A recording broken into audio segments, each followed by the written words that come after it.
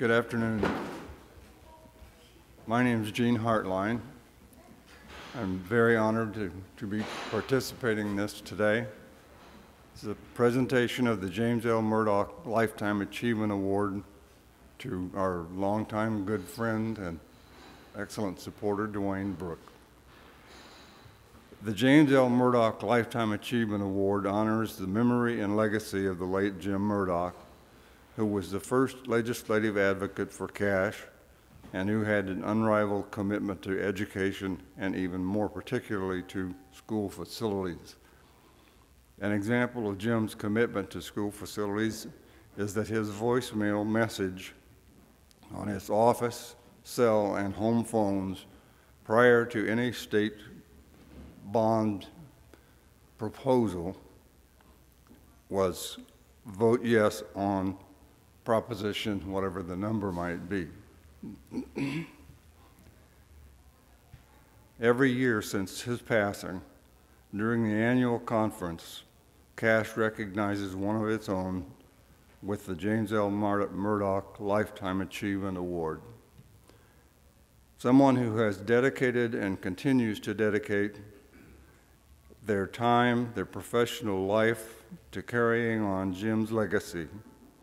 Like so many others in this room, Jim had a profound impact on my professional career, and I'm honored and humbled to co-present this award on behalf of Jim and the entire Cash family. I'd like Dave Dumey to step forward with his comments, please. Thank you, Gene.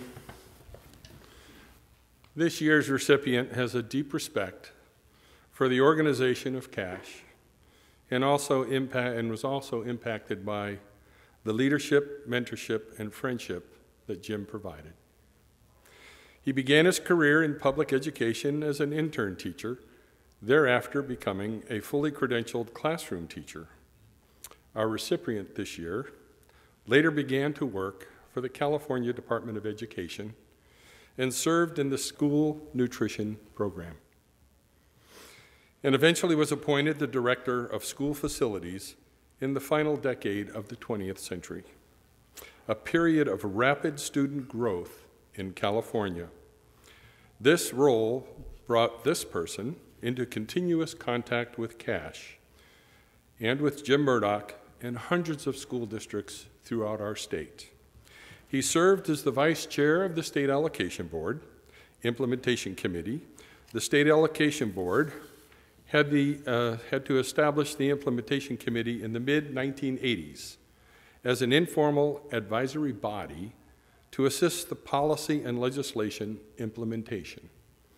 Our recipient was a patient, yet persuasive member of this important committee, interacting with other state agency leaders and school districts in developing regulations to implement new laws that would affect school facilities in California. His predisposition for collaboration and his insistence on clarity of written documents were invaluable assets to our state. In short, he worked with districts as their allies and not as a bureaucrat. With that, I'd like to turn it over to Dr. Tom Duffy.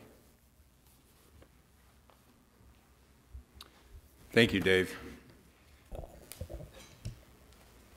The recipient today is someone who was elevated to the State Allocation Board some time ago as a representative of the Superintendent of Public Instruction.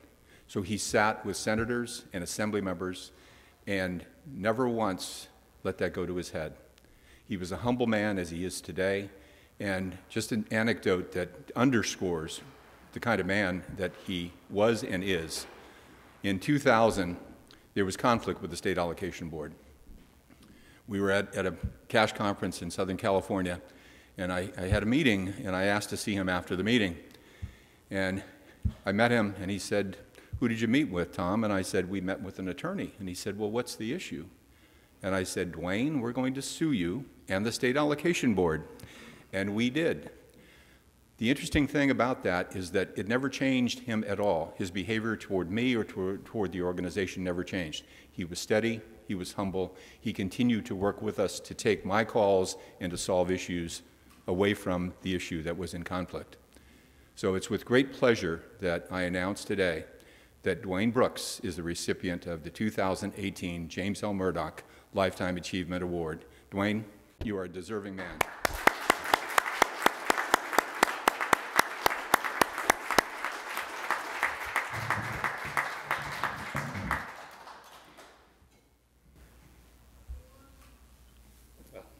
There you go, sir. Thank you. And God bless you. Thank you, Tom. Thank you. Can you hold that? I can hold it. I do have a couple of words.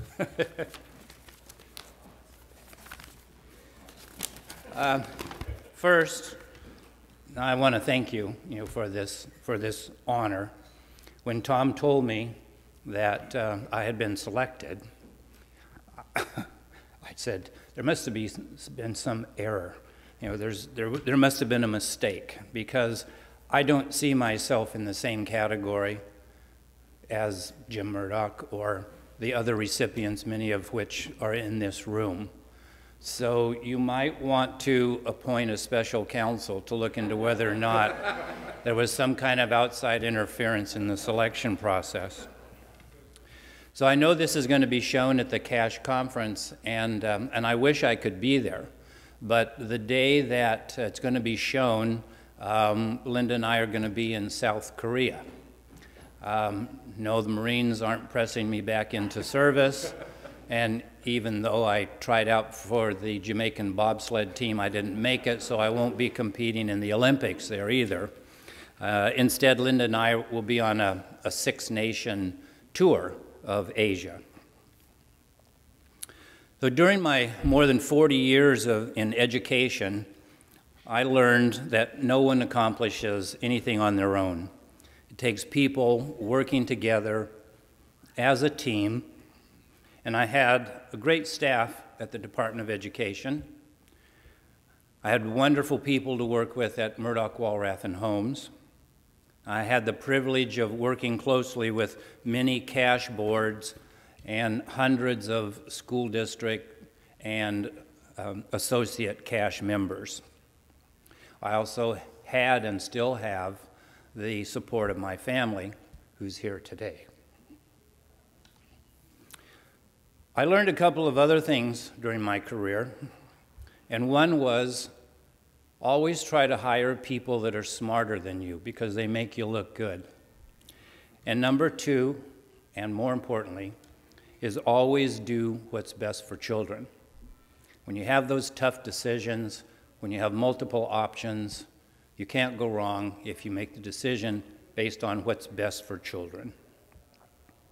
Now, I know Greg likes the trains to run on time, and at this point at the conference, your lunch is over and you're going to go in to see the vendors, and they want you to visit them at the trade show.